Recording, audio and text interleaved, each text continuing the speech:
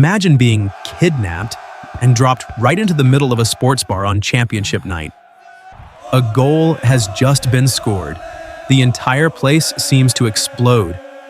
Beer-bellied men leap into the air like professional ballet dancers, throwing their arms around each other, kissing each other on the head, even though 2 minutes earlier they didn't even know each other's names. Shouts of "Goal!" erupt at a volume that could probably shake the entire solar system. And there you are, right at the epicenter of that madness. You sit there, holding a glass of plain water, staring at the round ball on the screen as a deeply philosophical question pops into your mind. How can 22 grown men chasing an air-filled object cause the entire world to lose control like this? You feel like a penguin that somehow wandered into a tribe of apes celebrating fruit season. If you've ever been labeled out of touch, too serious, or a fun killer just because you don't know what offside means, then welcome to my team. From a psychological and neuroscience perspective, many researchers suggest that not caring about sports doesn't mean there's anything wrong with you, and it certainly doesn't mean you're bland or boring. In fact, you're running a distinct mental operating system, one that doesn't automatically sync with the dopamine-heavy emotional waves pouring out of stadiums. You're not out of place, you're just tuned to a different channel. And not everyone has the ability or the interest to decode that frequency. We tend to think of sports as healthy entertainment. But no. From a psychological perspective, some researchers argue that modern sports environments can unintentionally function like powerful emotional conditioning systems. Why do some people become so emotionally absorbed in it that they forget to eat or lose sleep? Psychologists often describe two patterns the brain tends to respond strongly to: safe stress and intermittent rewards. Put simply, humans crave intense sensations but are also afraid of dying. Sports are the perfect solution. They give you the heart-pounding feeling of your chest about to explode when your team is falling behind, while in reality you're still safely sitting on your couch with a plate of snacks. You're gambling with a virtual life while your real life remains completely protected. And the ultimate hook is intermittent rewards. The same trick slot machines and casinos use. You never know the outcome, and it's that almost won feeling, or the last-minute comeback in stoppage time, which is often associated with dopamine-related reward responses, the chemical commonly linked to motivation and pleasure. But if you're standing outside this whole party, what does that actually mean? It may simply mean that you're less drawn to emotionally amplified stimulation. You demand stimulation from real experiences rather than scripted drama. You don't want to borrow joy from the legs of some highly paid athlete living thousands of miles away. You want to score your own goals in your career, to engineer your own comebacks in life. You don't want to get high on bottled pleasure. You want to distill your own happiness. Isn't it strange how someone can cry their eyes out over a team that's half a world away from them? This is often explained through what psychologists refer to as the social brain. Rewind to the Stone Age. If you didn't belong to a tribe, you'd soon become lunch for a saber-toothed tiger. Today, sports teams are basically tribes 4.0.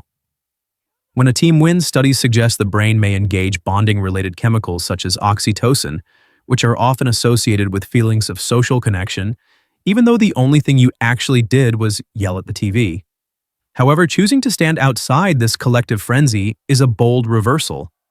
It shows that your tribal instincts aren't easily led around by flashy symbols or chanting crowds. You possess an extremely valuable independent identity. While millions of people out there are busy deriving a sense of shared emotion through collective experiences centered on others, you choose to build your own kingdom. This can be seen as a shift in how individuals relate to identity and belonging. You don't need to dissolve into the crowd to feel that you exist. You define yourself by what you do, not by what others do on television. You're building your own empire while others are still renting joy by the hour from sports matches. In other words, you don't need a team jersey to know who you are. Take a look at the difference in how we invest our emotional capital. A hardcore fan is essentially playing a high-risk hand. Their self-worth is tied to someone else's legs. When their team wins, many fans report feeling energized and uplifted. When their team loses, some experience noticeable drops in mood or irritability. They're investing in a market in which they don't actually own a single share. You, on the other hand, the clear-headed observer, tend to operate with a stronger sense of personal control. For you, happiness isn't a gift that drops from the sky or flies in from a stadium. It comes from what you truly own.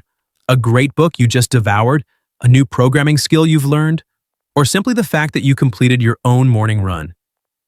Letting your emotions rise and fall with a ball strikes you as extremely inefficient from a decision-making and emotional management standpoint. Why hand over the keys to your mood to a player who doesn't even know you exist? You choose to place your joy in assets that you control 100%. That's why, while the world is losing its mind over a missed penalty, you keep moving forward with calm, grounded confidence. You're the smart investor, putting your capital only into durable internal values. Modern society sometimes carries a deeply ingrained prejudice. It treats small talk about match scores or screaming together in a sports bar as one of the most visible measures of being sociable. If you don't know who the latest Brazilian prodigy is, or you don't care which coach just got fired, you're often perceived as distant, overly serious, or somehow disconnected. But that assumption couldn't be more misleading on a truly cosmic scale. In reality, people who feel largely indifferent to sports are not lacking connection skills at all. They simply pursue a quality over quantity style of connection. Instead of shallow, surface-level bonding, the kind of large-scale camaraderie where thousands of people share the same emotion at once and then go home like strangers, you choose deeper, more selective connections. You don't need a match to have something meaningful to talk about, and you certainly don't need to hate the same opponent to feel accompanied. Your bonds are usually built on far more durable foundations. Late nights spent debating a bold startup idea with a close friend, the shared resonance of discussing a book that reshaped your worldview, or the quiet understanding that comes from creating something meaningful together. If someone calls you boring, just smile with a sense of quiet confidence. Because while others are busy investing emotional energy into narratives written far away from their own lives, you're occupied designing a life rich in depth and autonomy. You don't need noise or physical collisions to know you're not alone. You carry an entire shimmering universe of ideas inside you for company. Your connections don't come from riding on someone else's glory, but from building real value together. To be fair, you're not cold at all. You're simply conserving your inner heat for conversations that truly matter, for relationships that enrich the soul rather than fleeting impulses. You don't need a packed stadium to feel that you belong somewhere. You just need a few kindred spirits to help you score the real goals in life. You are living proof that the highest form of communication isn't about who shouts the loudest. It's about who understands the deepest. In the end, there is nothing inherently wrong with the way you experience meaning and connection. The world needs people who find joy in the crowd. But it also needs observers like you, people who can keep a cool head when everything else gets loud. Your lack of interest in sports is simply a personal signal that you tend to operate with a more independent mindset. You don't rely on constant external stimulation to feel that life has meaning. You don't need the roar of the crowd to know that you're alive. You're the one holding the steering wheel, not a passenger on someone else's emotional roller coaster. Want to know why countercurrent thinkers like you often approach money, work, and long-term goals with calm focus? I've prepared a special playlist that breaks down the quiet advantages of an independent mindset.